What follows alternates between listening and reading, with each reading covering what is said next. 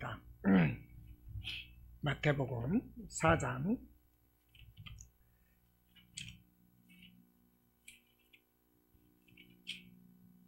18절에서 22절까지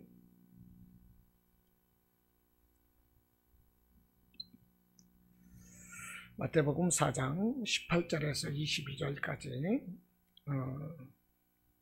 함께 읽겠습니다. 갈릴리 해변에 다니시다가 두 형제 곧 베드로라 하는 시몬과 그의 형제 안드레가 바다에 그음을 던지는 것을 보시니 그들은 어부라. 말씀하시되 나를 따라오라. 내가 너희를 사람을 낚는 어부가 되게 하리라 하시니 그들이 곧 그물을 버려두고 예수를 따르니라.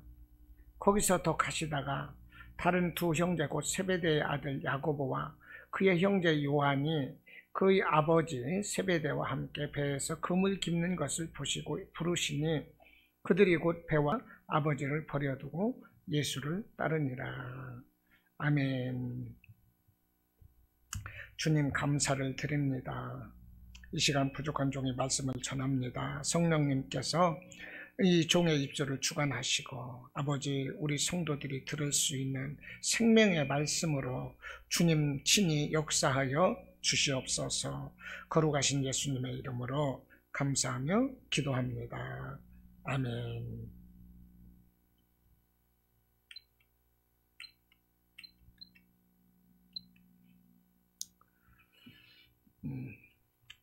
나를 따르라.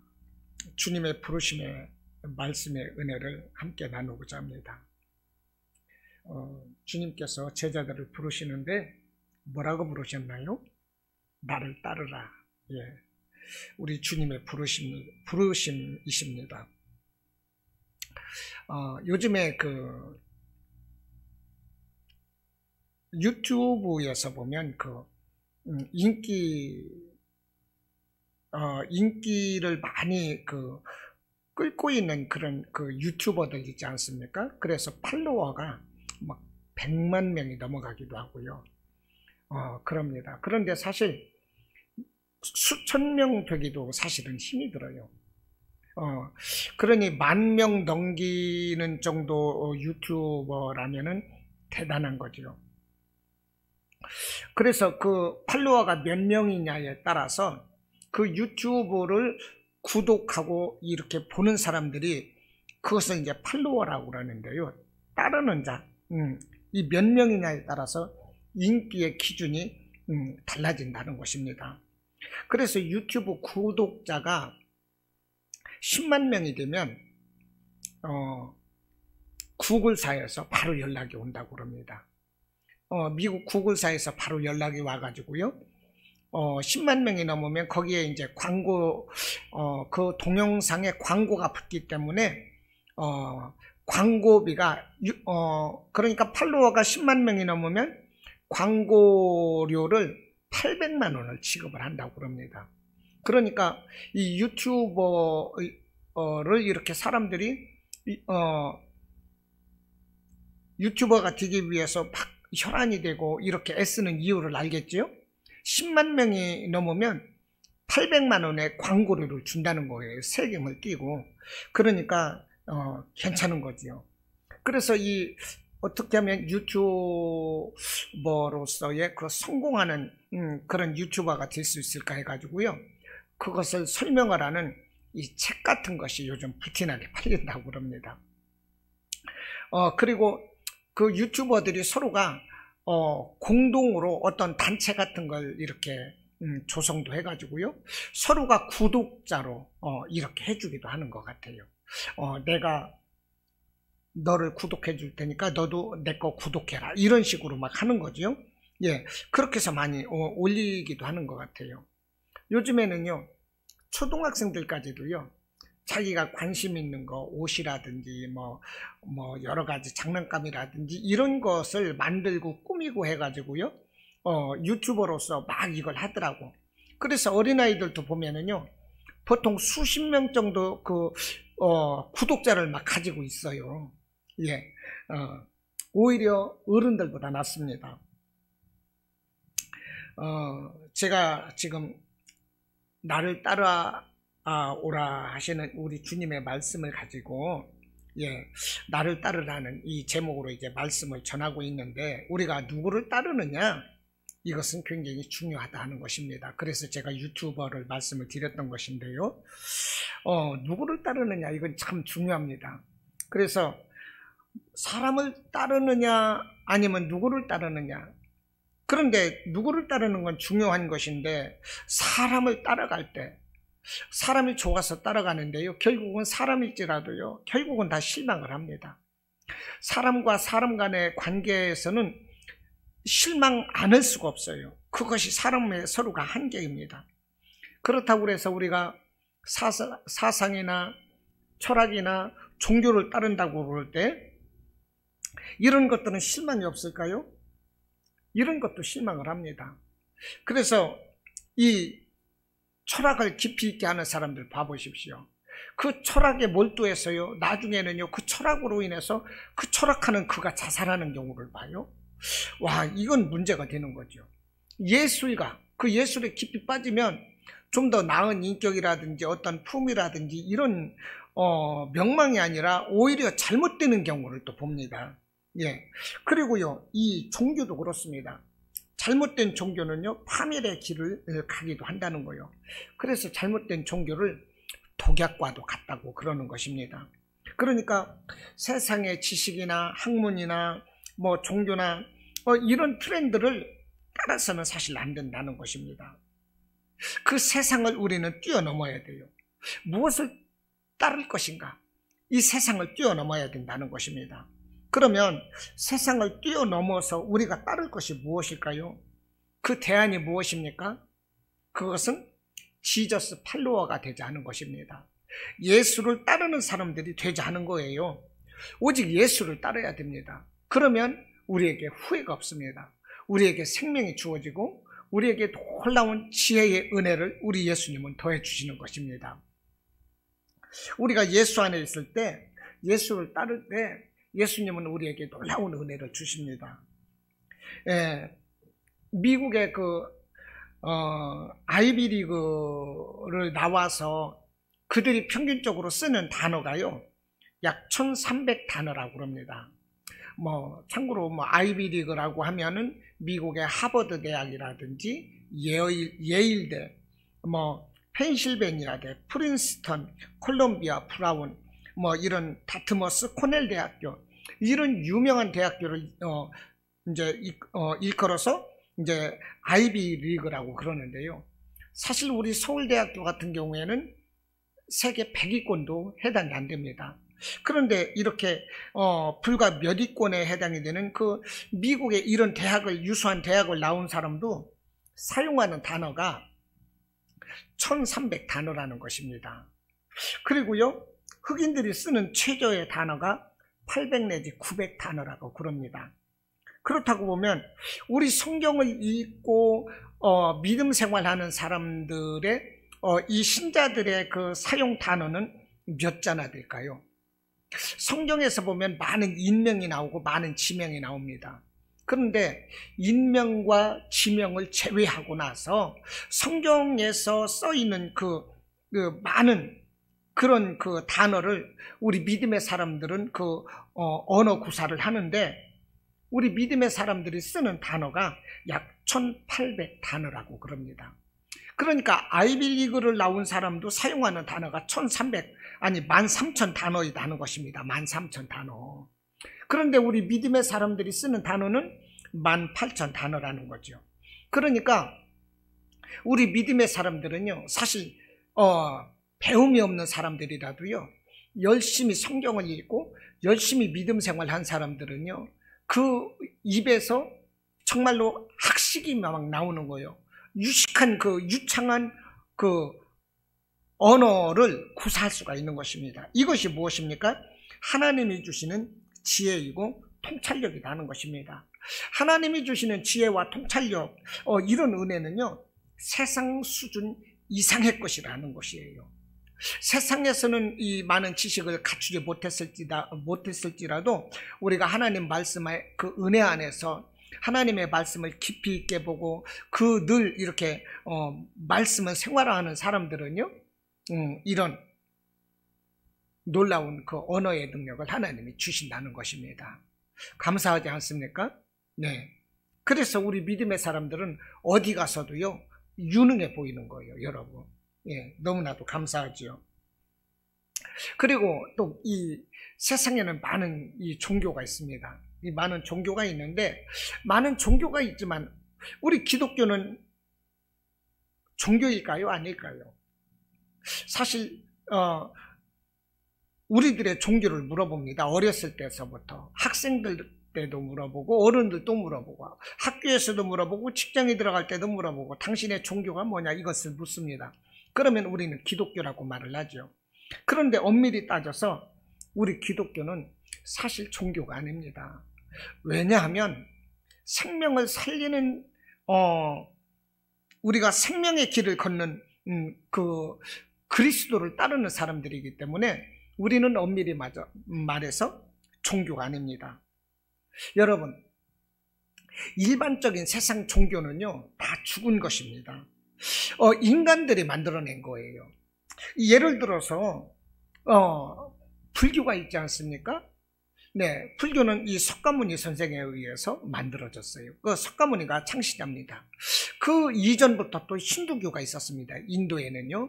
그 힌두교도 그 브라만과 이제 일반 그 높은 계급 사람들이 서로가 해서 이제 그 어찌됐든 사람들에 의해서 만들어진 것이 불교고, 힌두교고, 불교도 마찬가지입니다. 이슬람도 마찬가지예요. 예, 우리가 잘 알고 있는 유교, 그것도 이제 종교의 범주로 보기도 하는데요. 유교, 공자죠? 다 그 사람들 죽었지 않습니까? 또 우리나라에서 보면 이 무속인들이 굉장히 많아요. 무속인들이 많은데, 이 무속인들이 이 영험하게 이 점을 치고 막 작두를 타고 이런 능력 있는 무속인이 되기 위해서는요, 이 능력 있는 이 신을 받아야 된다고 그러거든요. 그런데 능력 있는 신이 누구에게서 나오느냐?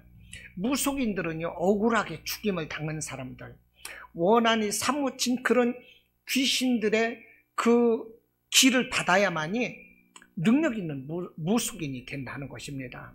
그래서 무속인들은 이 점을 치거나 이 굿을 할 때에 자기보다 좀 이렇게 계급이 낮은 힘이 약한 이 귀신이 나타나면 자기가 섬기고 있는 이 신의 능력으로 그 귀신을 물리칩니다. 그런데요, 내가 섬기고 있는 신보다도 나타난 귀신이 더 세다 그러면 그때는 이제 비는 거예요. 이것이 이제 무속인의 이 굿의 모습입니다. 그러니까 이 무속인들은 많은 그 원한에 사무친 자들의 그 신을 얻으려고 이들은 안간 힘을 쓴다는 거예요. 예, 그래서 억울하게 죽은 임경업 장군이라든지 최영 장군이라든지 뭐 관우 장비라든지 이런 억울하게 죽은 사람들의 그 신을 받으려고 막 이렇게 하는 것입니다. 이것이 바로 무속인들이에요. 그러니까 결과적으로 일반적인 종교는요, 다 인간들에 의해서 만들어졌고 죽은 사람들이라는 것입니다. 그 신이. 그런데 우리 기독교는 어떻습니까? 우리 예수 그리스도와 관계되는 거죠. 우리 기독교는 예수 그리스도, 그 하나님과 대면하는 것입니다. 우리는 하나님, 예수 그리스도 안에서 우리는 생명을 얻거든요. 그렇기 때문에 우리 기독교는 종교가 아니라 하는 것입니다. 일반적인 종교는 윤리라든지 복이라든지 아니면은 뭐 귀신을 물리친다든지 자기의 소원을 말한다든지 이런 것 정도예요. 그러나 생명이 아닙니다. 그러나 우리 기독교는 생명과 직결되는 종교인 것입니다. 우리 그리스도 예수님과 더불어서 우리가 대면하는 사람들이기 때문에 그 예수 안에서 우리가 생명을 얻기 때문에 우리는 종교가 아닌 거예요. 그런데 이 많은 이 신들이 어떻습니까? 어떤 그 신이라고 말하는 이 많은 사람들이 인간과 그 신 사이에서 이 매개체 역할을 하는 많은 사람들이 있거든요. 그 자기가 뭐 교주라고도 하고요. 또 어떤 사람은 기독교 이단인 경우에 자기가 재림 예수라고도 하고요. 그러니까 뭐냐면 신과 우리 사람 사이에서 이 중간 역할을 하는 이 브로커들, 이것들이 보통 종교의 이 개념을 띠는 것입니다. 그런데 예수님은요, 그 중간, 이 신과 인간 사이에서의 이 중간, 이 브로커들을 예수님은 도적이요, 강도라, 이렇게 말씀을 합니다. 그래서 예수님이 이 땅에 오신 것은 신과 인간과의 그 중간에 브로커를 없애기 위해서 예수님은 오신 거예요. 예. 종교적인 시스템을, 예, 파괴하기 위해서 예수님은 오셨어요. 그러므로 예수님께서는요, 그 예수님이 태어나셨던 곳, 그 히브리 민족, 그곳은 유대교가 있잖아요. 그래서 그 유대교와 계속적으로 그 우리 예수님은 부딪혔다는 것입니다. 그런데 예를 들어서 예수님이 그 유대 민족으로 나지 아니하시고, 예, 다른 민족에서 태어났다고 보면 어떻게 되겠어요? 인도에서 태어나셨다면 어떻게 되겠어요? 불교와 이제 부딪히셨겠죠. 아무튼 우리 예수님은 이 일반적인 그 신과 인간 사이에 어떤 브로커와 같은 중간 매개체 역할을 하는 이런 종교적인 사람들, 이런 이 종교적인 이런 시스템을 없애기 위해서 우리 예수님은 오셨다는 것입니다.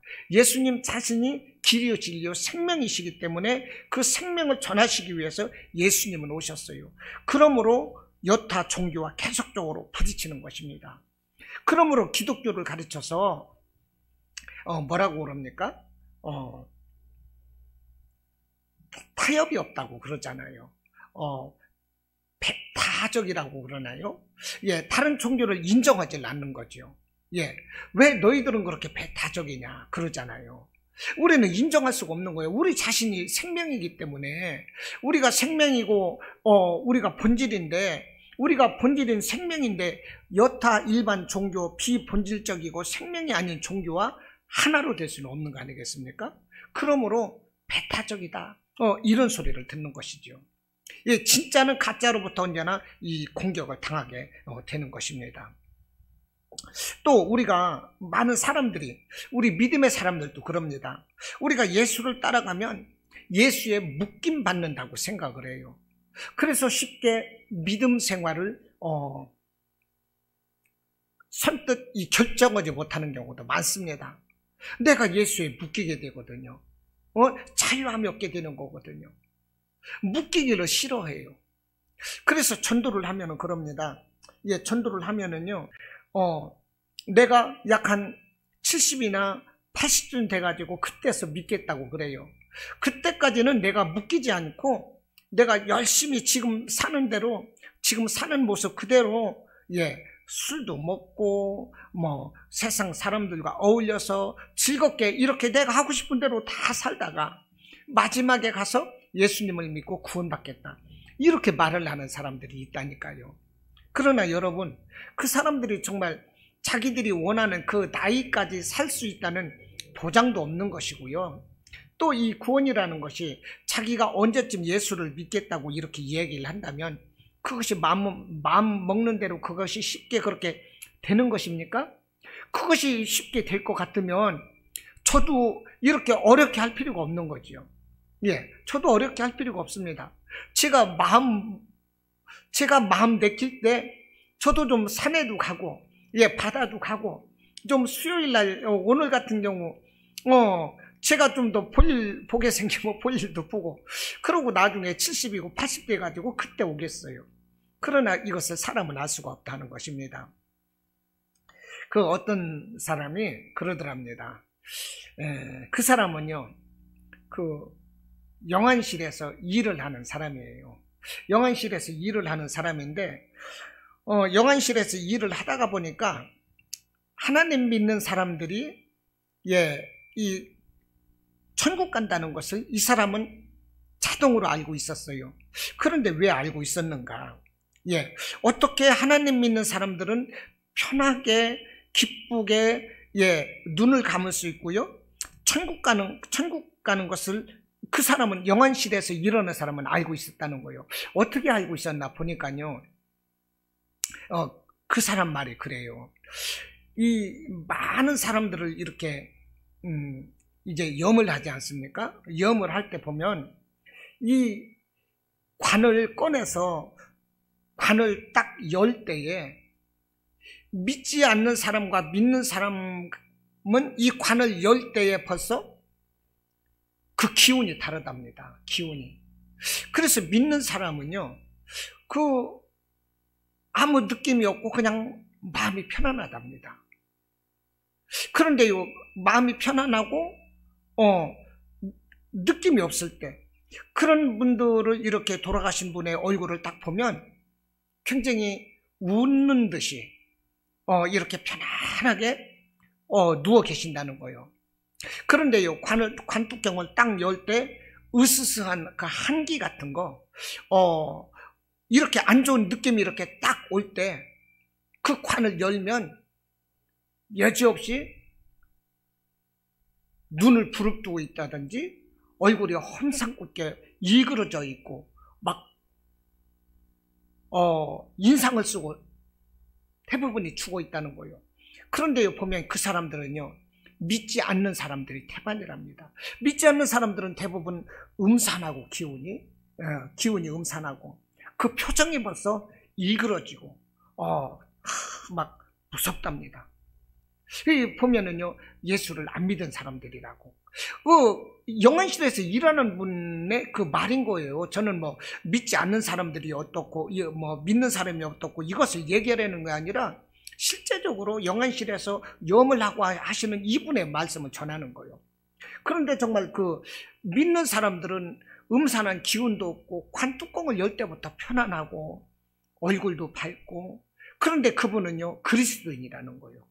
여러분, 성도가 아닌 일반 사람들 간에는 벌써 이렇게 다르다는 거예요. 여러분, 그러므로 우리가 예수를 믿어야 돼요. 그런데 많은 사람들, 말씀드렸지만 예수 믿으면 내가 거기에 묶여버린다, 나 자유가 없어진다 그러거든요. 여러분, 그렇지 않습니다. 우리가 예수를 따르기 시작하면 우리를 얽어매고 있는 그 세상적인 것들로부터 우리가 하나씩 풀어지는 자유함을 경험하게 되는 것입니다. 우리가 예수를 잘 믿잖아요. 그러면 세상적인 것들로부터 내가 얽혀 있다가 묶여 있다가 그것들로부터 내가 풀어지는 거예요. 그것이 예수님을 따라야 될 이유가 되는 것입니다. 여러분, 내가 수요 예배드리고 금요 예배드리고 내가 벌써 묶이는 걸로 생각하십니까? 새벽 예배 나와서 내가 예배를 드리고 묶이는 걸로 생각하십니까? 예, 괜히 목사님 성경 읽으라고 그러고 5장씩 읽고서 몇 장 읽었는지 함께 이렇게 은혜 나누자고 그러고 내가 묶이는 걸로 생각되십니까? 아닙니다. 여러분, 우리가 성경을 읽고 기도하고 예배 시간에 와서 예배 드리고 이 모든 것이 나를 자유롭게 하는 거예요. 여러분, 내가 예수님 안에 있을 때, 내가 예수님 안에 깊이 갈 때 내가 자유가 되는 것, 내게 자유가 주어지는 것입니다. 자유는요, 하나님으로부터 주어지는 이 자유를 보통 생각하기 쉬운데, 물론 맞습니다. 그러나 하나님으로부터 주어지는 그 자유라기보다도 내가 하나님 앞에 나가기를 힘쓸 때 그때 놀라운 자유가 주어져요. 내가 발벗고 힘써서 하나님께로 나아가고자 막 그러지 않습니까? 그런데요, 그거는요, 성령을 받아야 가능하거든요. 내가 성령을 받고 말씀 안에서 기도하면서 내가 하나님께로 나아갈 때, 내가 힘써서 우리 주님과 함께하고자 할 때, 그때는요, 놀라운 자유와 평안이 주어진다는 것입니다. 풍선에 바람을 불으면 어떻게 돼요? 풍선이 빵빵하게 일어나는 거죠. 내가 우리 주님 안에서 내가 힘쓰고 노력할 때, 막 주님께로 나가고자 내가 힘쓸 때 내 자유가 막 이렇게 풍선 안에 바람처럼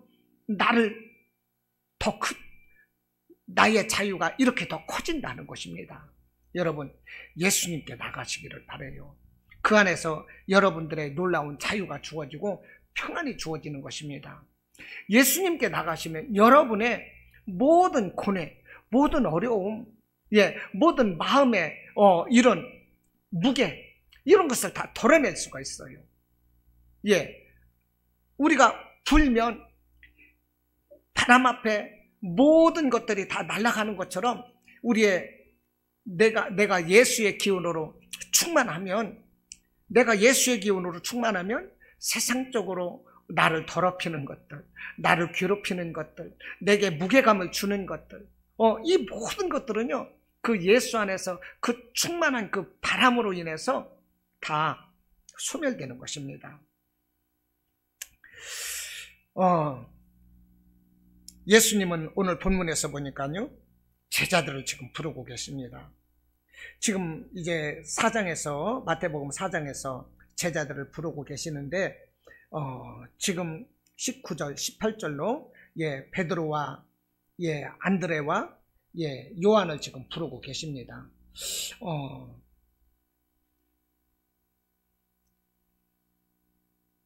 이제, 베드로와, 안드레, 그 형제인데요. 그 형제를 지금 부르고 계시는데, 그 다음에 이제 요한과 이제 야고보를 부르시는 거죠. 요한복음에서는,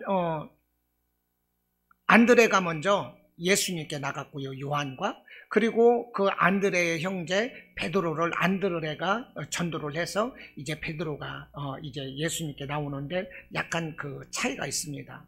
그런데 요한복음의 사실이 더 먼저라고 보는 거고요. 그 요한복음에 있었던 그 일, 그 다음의 부분을 지금 공관복음에서는 적고 있는 것으로 저는 이렇게 생각을 합니다. 아무튼 예수님께서 이제 베드로와 지금 안드레를 지금 부르셨어요. 이렇게 예수님께서는 제자들 한 사람 한 사람을 불러서 붙인 것이 교회입니다. 물론 이곳은요, 교회당이에요. 교회당. 예배를 드리는 예배당인 거죠. 교회는 우리들 자신이 바로 교회입니다. 그런데 아무튼 예수님께서는 이 제자들 한 사람 한 사람을 불러서 붙인 것이 교회이고요. 이 교회가 그런 의미로 본다고 보면 제자들의 공동체이고요. 예수를 따르는 사람들, 팔로워들의 모임이라는 것입니다. 예수님을 따르는 사람들, 제자들, 이것을 설명하기 위해서 제가 아까 팔로워라는 이것을 가지고 말씀을 드렸던 것인데요. 자, 오늘 본문 19절에서 예수님은 나를 따라오라 이렇게 제자들을 부르고 계십니다. 이때 제자들의 태도가 어떻습니까? 나를 따라오라 하니 제자들은요, 자신들의 배나 그 그물을 뒤로 남겨두고 예수님을 따라갔다는 것입니다. 예수님이 나를 따라오라 이렇게 말씀을 하실 때 이들은 어부거든요. 그런데 배를 버려두고 부모도 버려두고 그러고 예수님을 따랐다는 거예요. 물론 우리가 예수님을 따른다고 그래가지고 내가 해야 될 일을 다 버리라는 건 아니에요. 그러나 우선순위가 무엇이냐? 우리 주님이 부르시면 부르심에 합당한 태도가 우리에게 있어야 된다는 것입니다. 주님께서 우리를 부르시면 우리는 순종함으로 아멘 하면서 우리 주님께 나아갈 수가 있어야 된다는 거예요. 이런 모습이 있어야 되는 것입니다. 지금 예수님께서 나를 따르라 이렇게 할 때 20절에서 보니까 그들이 곧 그물을 버려두고 예수를 따르니라 이렇게 말씀을 하시는 거예요. 그물을 버려두고 예수를 따르는 거예요. 그물이 뭡니까? 어부들에게 있어서 제일로 필요한 거 아니겠어요? 고기를 잡으려면 그물이 있어야 되는 거죠. 또 거기서 더 나가서 두 형제 야고보와 그 형제 요한이 아버지 그 세베대와 함께 배에서 그물 깁는 것을 보시고 부르시니 그들이 곧 배와 아버지를 버려두고 예수를 따르니라 이렇게 말씀을 하고 있잖아요. 예수님께서 부르시니까 세상적인 것들을 버려두고 예수님을 따랐다는 것입니다. 이것이 바로 제자들의 그 자세가 되어야 되는 것입니다. 물론 다 버리라는 것은 아니에요. 어떤 분이 어떤 목사님을 찾아가서 상담을 하더랍니다. 내가 기도를 하는데 하나님께서 나를 부르시고 응답하시기를 너는 지금 신학을 해서 즉시 외국으로 선교를 떠나라 이렇게 말씀을 하는데 목사님 제가 이런 응답을 받았는데 어떻게 생각을 하십니까? 이렇게 묻더라는 거예요. 그래서 그래요? 그럼 자매님 지금 나이가 몇이십니까? 집에 가정에 자녀는 얼마나 컸습니까? 이런 걸 물어봤더니 자녀가 예, 3살, 5살, 뭐, 요 정도라고 그러더랍니다. 그래서요, 그 목사님이 그러셨대요. 아니, 하나님께서 아무리 선교를 떠나라고 하시지만은 지금 자매님에게 필요하신 것은 그 3살, 5살 먹은 자녀들을 키우는 게 아니겠습니까? 그런데 자녀들을 버려두고 선교를 떠나면 그 자녀들은 누가 키웁니까? 하나님은 그렇게 무지막지하게 대책 없이 이렇게 부르시는 분이 아닙니다. 먼저 그 자녀들을 키우신 다음에 해도 늦지 않으실 것입니다. 하나님은 그러신 하나님이십니다. 이렇게 말을 했더니 그 자매 하는 얘기가 무슨 소리세요? 그러면 내가 응답을 잘못 받았다는 겁니까? 예? 하나님이 나한테 거짓말 하실 리는 없고 내가 응답을 잘못 받았다는 거예요? 말도 안 되는 소리 하지 마세요. 막 이러면서 화를 내고 대들더라는 거예요. 그래서 목사님이 그러셨더랍니다. 물론 잘못 받지 않고서야 하나님이 무조건 3살 먹은 아이, 5살 먹은 아이를 떼놓고 손주주로 가라고 그러겠습니까? 그러면 그 아이들이 죽는 것밖에, 그 아이들 죽을 수밖에 없잖아요. 하나님은 그런 하나님이 아니십니다. 정말로 하나님이 그런 말씀을 하셨다고 생각된다면 다시 한번 기도해 보세요. 내가 볼 때는 그 기도가 옳지 않다고 생각을 합니다. 이렇게 말씀을 하셨다는 거예요. 여러분, 하나님은 그런 하나님이십니다. 그러므로 내가 해야 될 일은요, 다 해야 돼요. 내가 세상에서 해야 될 부분은 다 해야 됩니다. 그것이 하나님의 순리고 질서의 하나님이신 거예요. 어떤 사람들 보면은요, 하나님이 나를 종으로 부르셨대요. 종으로 부르셨다고 해서 아무것도 안 합니다. 아니, 하나님이 나를 종으로 부르셨다고 해서 내가 기울여서야 되겠습니까? 아닌 거지요. 하나님은 뭐라고 말씀하셨습니까? 예, 일하기 싫은 자는요, 먹지도 말게 하라는 거예요. 먹지도 말게 하라. 일하기 싫어하는 자는 먹지도 말게 하라. 이게 누구 말씀입니까? 사도 바울 선생의 말씀인 거예요. 사도 바울은 어땠어요? 열심히 일했습니다. 열심히 일했어요. 예, 엄청나게 많은 그 45,000km인가를 돌면서, 지구를 돌면서 전도를 했습니다. 지구의 한 바퀴 반인가 그 이상을 돌면서 사도 바울은 전도를 했어요. 그런데요, 전도를 하면서, 전도만 하면서 사람들이 이렇게 섬기는 것으로만 먹고 살았느냐? 그게 아니에요. 천막자는 기술이 있었어요. 그래서 사도 바울은요, 천막자는 이 기술을 가지고 천막을 부지런히 짜서 그것을 팔아서 그것으로 자기 선교비를 감당했던 것입니다. 왜 그랬을까요? 다른 사람들에게 손 벌리지 않으려고.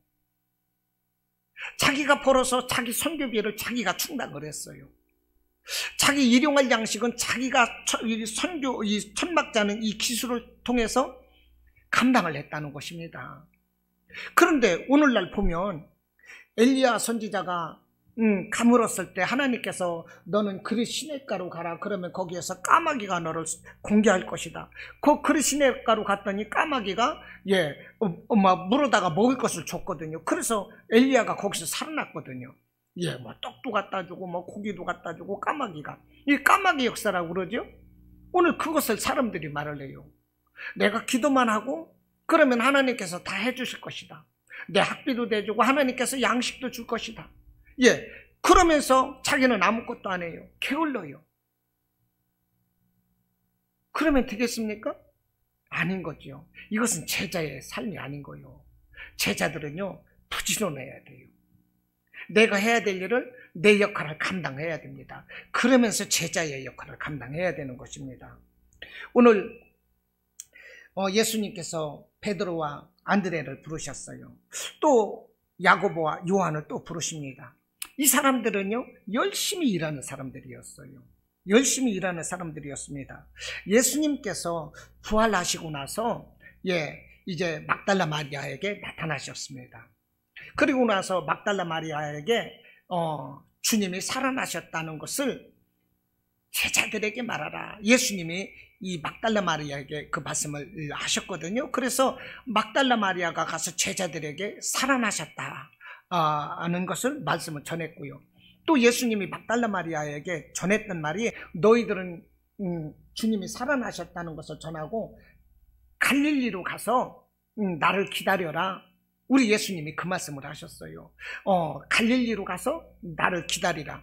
그런데 예수님께서 제자들에게 너희들은 갈릴리로 왜 가서 예수님을 기다리라고 했는지 그건 사실 잘 몰라요. 그런데요, 갈릴리 바다에서 제자들이 이 어부로 고기를 잡을 때 예수님을 만났던 곳이거든요. 그렇기 때문에 다시 부활하신 그 예수님께서 처음 제자들을 부르신 그곳에서 이 예수님이 만나 주실 때 이 제자들이 어떤 그 깨달음이라든지 감동이라든가 어떤 이런 효과적인 차원에서 갈릴리로 가서 나를 기다리라고 한 것이 아닌가, 이렇게 주석에 써 있기도 하더라고요. 아무튼 제자들에게 이 갈릴리로 가라고 하셨을 때 제자들은 갈릴리로 가가지고요, 무작정 그냥 그냥 기다렸던 것이 아니라 그들은 예수님을 만날 때까지 또 바닷가에 나가서 또 고기를 잡았어요. 예, 그때 예수님께서 요한복음 그 20장에서 보면요, 제자들에게 나타나셔서 이 예수님께서 깊은 데로 가서 그물을 던져라, 이렇게 말씀을 하시는 것입니다. 그래서 깊은 데로 가서 그물을 던졌더니 그물이 찢어지도록 고기가 많이 잡혔는데 큰 고기가 153마리가 잡혔어요. 153마리가. 이때 요한이 보고 주님이시다 이렇게 말을 하니까 베드로가 그 말을 듣고 옷을 벗고 있다가 겉옷을 두르고 배에서 물로 뛰어내려서 헤엄을 쳐가지고 주님께 왔는데 주님께서는 생선을 구우시고 그러면서 제자들을 기다리고 계셨었어요. 여러분, 제자들도 우리 주님을 이렇게 만날 때까지 또 열심히 일했다는 것입니다. 여러분, 우리는요, 예수님이 나를 따라오라 했다고 그래서 다 버리라는 것이 아닙니다. 부모도 버리라는 게 아니에요. 가족을 버려서는 안 되는 거예요. 내가 해야 될 내 세상적인 내 역할도 버리라는 게 아닙니다. 나를 따르라는 것은 세상적인 기준, 물질적인 기준, 어떤 이런 것에서 관심과 어떤 이런 것들, 내가 해야 될 일이 이 주님 주시는 이 복음으로 인하여 세상을 구원하는 새로운 사명인 것이지, 우리들이 해야 될 부분은 또 열심히 부지런해야 한다는 것입니다. 오늘 시간이 없기 때문에 여기까지 말씀의 은혜를 나누고, 이 다음 편에는 다음 시간에 말씀을 계속 이어서 함께 은혜를 나누겠습니다.